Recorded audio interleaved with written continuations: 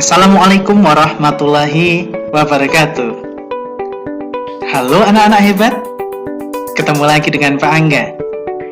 Anak-anak, kali ini kita akan belajar materi tema kelima tentang ekosistem, subtema kedua, pembelajaran ketiga dan 4. Materi yang akan kita pelajari pada hari ini yaitu materi IPS tentang kenampakan alam dan buatan, muatan bahasa Indonesia tentang mencari pikiran pokok dari teks non-fiksi, serta muatan PPKN tentang manfaat persatuan dan kesatuan.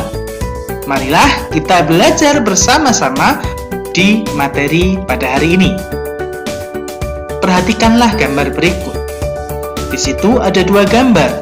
Yang pertama adalah gambar pemandangan alam berupa sawah yang berundak-undak. Yang kedua yaitu gambar gunung. Sebagai sebuah negara kepulauan, selain memiliki keragaman ekosistem, Indonesia juga memiliki keragaman kenampakan alam yang luar biasa. Tahukah kamu apa pengertian dari kenampakan alam itu? Kenampakan alam adalah segala sesuatu yang ada di permukaan bumi yang terjadi secara alamiah. Kenampakan alam dibagi menjadi dua, yaitu kenampakan alam daratan dan kenampakan alam perairan. Contoh kenampakan alam yaitu dataran rendah, dataran tinggi, gunung, pegunungan, pantai, tanjung, sungai, danau, laut, selat, teluk, rawa, dan sebagainya. Selain kenampakan alam, ada juga kenampakan buatan. Apa pengertian dari kenampakan buatan? Kenampakan buatan adalah segala sesuatu yang ada di permukaan bumi yang dibuat oleh manusia untuk kepentingan tertentu. Contoh dari kenampakan buatan yaitu waduk, bandara, pelabuhan, terminal, pemukiman penduduk, perkebunan, sawah, dan lain-lain. Nah, ini adalah contoh kenampakan buatan yang berupa sawah di daerah Bali, ya. Kalau kalian lihat di situ, bentuk sawahnya berundak-undak, ya. Nah, tahukah kalian, selain pemandangan sawah yang begitu indah, Bali juga terkenal dengan sistem irigasi atau pengairan sawahnya yang disebut subak.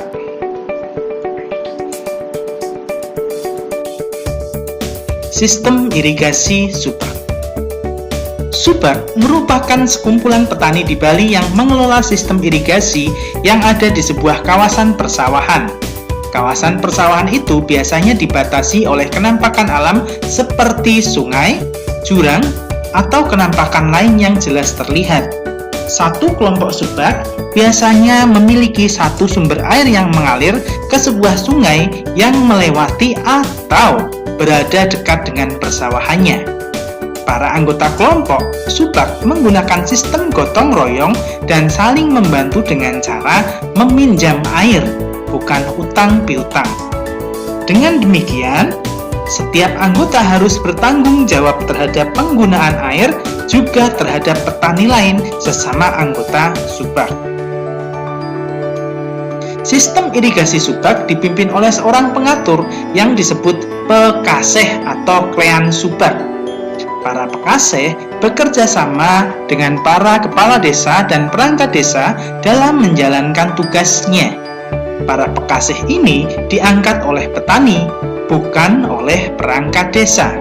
Mereka mengatur dan memberitahukan ketersediaan air pada areal persawahan kelompoknya.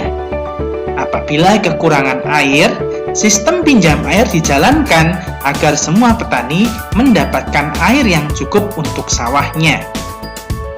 Sistem irigasi subak dibangun oleh masyarakat Bali sejak beratus tahun lalu sebagai bentuk kemandirian masyarakat dalam mengatasi persoalan air irigasi.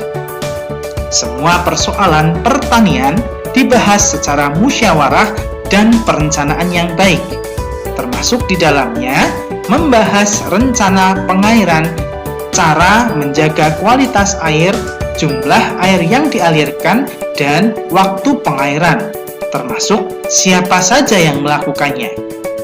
Subak tidak hanya memperhatikan sistem irigasi, tetapi juga memperhatikan asas kerjasama dan keadilan dengan menggunakan sistem meminjam air kepada anggotanya. Dengan demikian, tidaklah mengherankan jika pada tahun 2012, Subak diakui sebagai salah satu warisan dunia oleh UNESCO. Pengakuan ini menjadi sebuah kebanggaan bagi bangsa Indonesia. Nah, ini adalah tugas pertama kalian.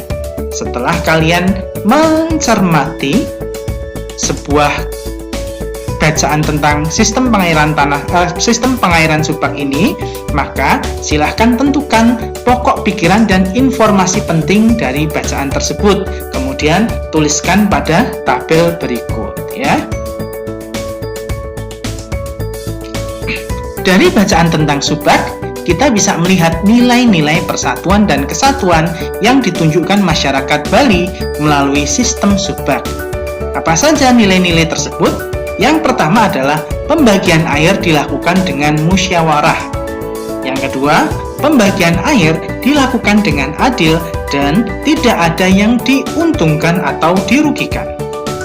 Yang ketiga, pelaksanaan pembagian air mereka bekerja sama dengan orang lain atau bekerja sama satu dengan yang lainnya. Kemudian, saling meminjam air irigasi antara satu dengan yang lain, antara subak satu dengan subak yang lain. Itu adalah nilai-nilai persatuan dan kesatuan yang ditunjukkan oleh masyarakat Bali melalui sistem subak. Nah, sikap-sikap yang dapat memperkuat persatuan dan kesatuan antara lain yaitu menjunjung nilai toleransi yang tinggi dengan adanya perbedaan. Yang kedua, sikap saling menghargai dan sopan santun antar individu yang satu dengan individu yang lainnya. Kenampakan alam yang ada di Indonesia tentu mempengaruhi cara masyarakat dalam memanfaatkan sumber daya alam yang ada untuk kehidupannya. Berbagai upaya dilakukan masyarakat dalam memanfaatkan dan mengelola sumber daya tersebut. Masyarakat petani di Bali menggunakan subak untuk membantu ketersediaan air sehingga terjamin usaha pertaniannya.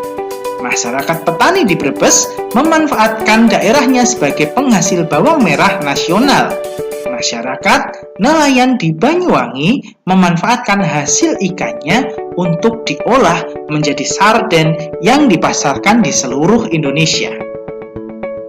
Indonesia tidak hanya memiliki keanekaragaman kenampakan alam saja, tetapi juga keanekaragaman suku bangsanya. Perlu kalian ingat, para pahlawan yang telah memperjuangkan kemerdekaan bangsa Indonesia berasal dari berbagai suku yang bekerja sama satu sama lain. Tahukah kalian bagaimana perjuangan para pejuang dalam peristiwa proklamasi kemerdekaan?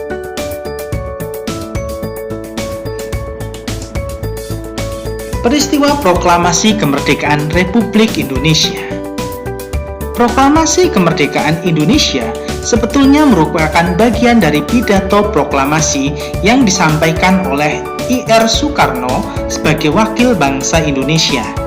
Proklamasi tersebut dibacakan pada tanggal 17 Agustus 1945 pukul 10 waktu Indonesia Barat, bertempat di Jalan Pegangsaan Timur nomor 56 Jakarta. Pada saat yang sama, dikibarkan bendera merah putih sebagai bendera negara dan dinyanyikan lagu Indonesia Raya ciptaan W.R. Supratman. Setelah melalui waktu yang sangat lama disertai pengorbanan besar seluruh rakyat Indonesia, akhirnya kemerdekaan dapat diwujudkan.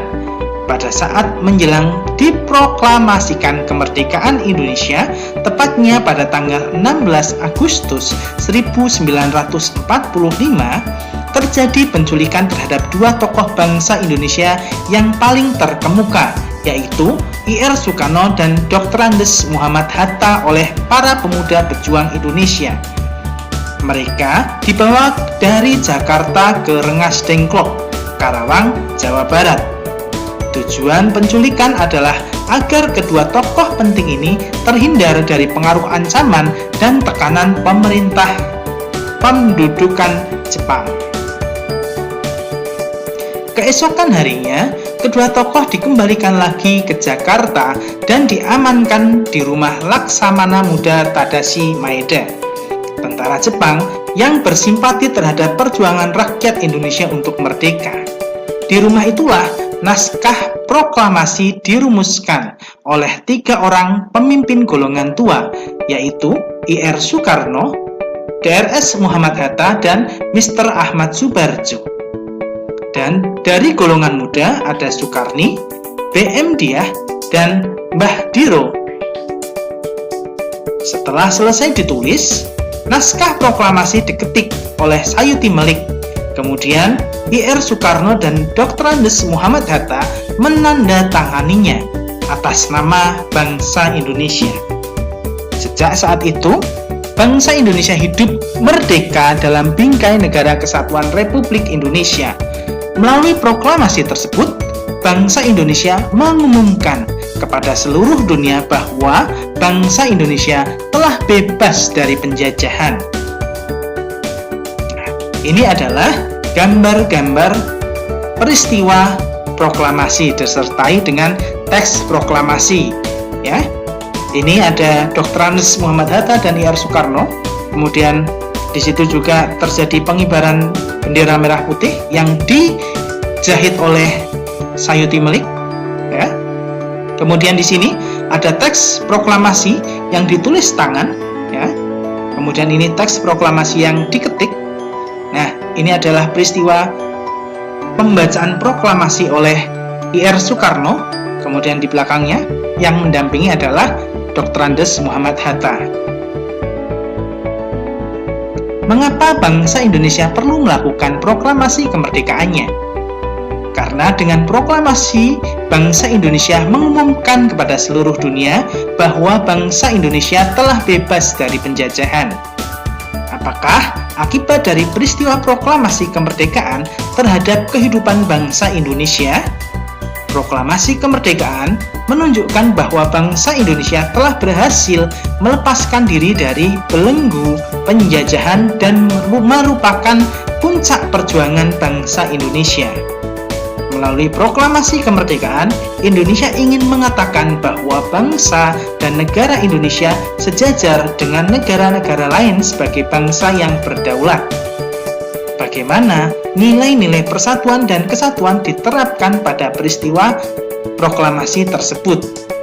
Pada waktu proklamasi 17 Agustus 1945, bangsa Indonesia telah bulat tekadnya, telah bersatu padu dengan teguh di dalam segala langkah dan perbuatannya. Seluruh lapisan masyarakat bangkit dan bekerja sama dalam menunaikan tugasnya. Merasa dirinya adalah satu kesatuan dengan yang lain tanpa mengenal kelas dan derajat. Nah, anak-anak, akhirnya kita sudah sampai pada akhir pada pembelajaran kali ini. Ada tugas yang kedua buat kalian. Yang pertama, sebutkan 3 contoh kenampakan alam daratan. Soal kedua adalah sebutkan 3 contoh kenampakan alam perairan. Soal yang ketiga, jelaskan perbedaan antara danau dengan waduk. Yang ini, soal ketiga ini kalian perlu ngambil literasi dari sumber-sumber di internet atau di media-media yang bisa kalian akses. Kemudian, yang keempat, sebutkan 5 tokoh yang berperan dalam peristiwa, proklamasi kemerdekaan. Ini tulisannya agak kurang tepat ya.